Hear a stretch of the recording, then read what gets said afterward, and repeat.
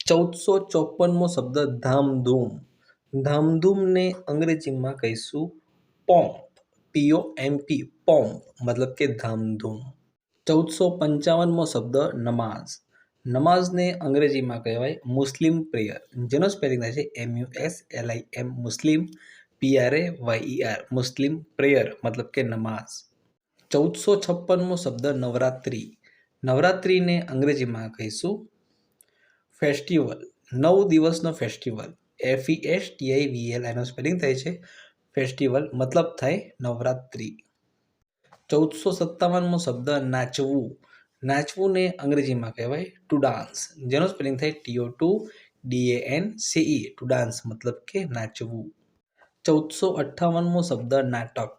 નાટકને અંગ્રેજીમાં કહેવાય ડ્રામા, જેનો સ્પેલિંગ થાય છે DRAMA ડ્રામા મતલબ કે નાટક. 1459મો શબ્દ નાતાલ. નાતાલને અંગ્રેજીમાં કહેવાય ક્રિસમસ, જેનો સ્પેલિંગ થાય છે CHRISTMAS ક્રિસમસ મતલબ કે નાતાલ. 1460મો શબ્દ નૂતન વર્ષ. નૂતન વર્ષને અંગ્રેજીમાં કહીશું ન્યૂ યર, જેનો સ્પેલિંગ થાય NEWYEAR ન્યૂ યર મતલબ કે નૂતન વર્ષ. 1461મો શબ્દ પત્તા. પત્તાને અંગ્રેજીમાં કહીશું કાર્ડ્સ, જેનો સ્પેલિંગ થાય CARDS કાર્ડ્સ મતલબ કે પત્તા. 162મો શબ્દ પૂજા. પૂજાને અંગ્રેજીમાં કહેવાય worship ritual, WORSHIP worship RITUAL ritual, worship ritual મતલબ કે પૂજા. 1463મો શબ્દ પ્રવેશ ફી.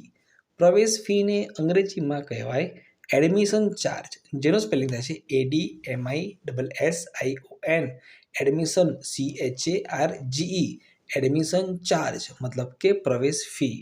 1464મો શબ્દ પ્રસંગ.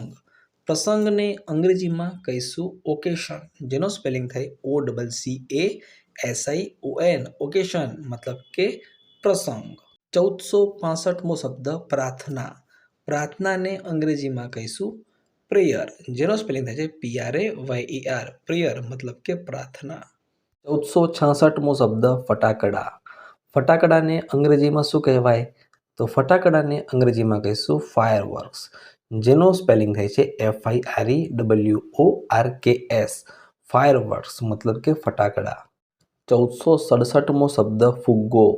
ફુગ્ગોને અંગ્રેજીમાં કહીશું બલૂન, જેનો સ્પેલિંગ થાય છે BALLON બલૂન મતલબ કે ફુગ્ગો. 1468મો શબ્દ ભક્ત. ભક્તને અંગ્રેજીમાં કહીશું ડિવોટી. અહીંયા મિત્રો ડબલ ડી લખાઈ ગયો છે, પરંતુ એક જ ડી છે. સ્પેલિંગ થાય DVOTEE ડિવોટી મતલબ કે ભક્ત.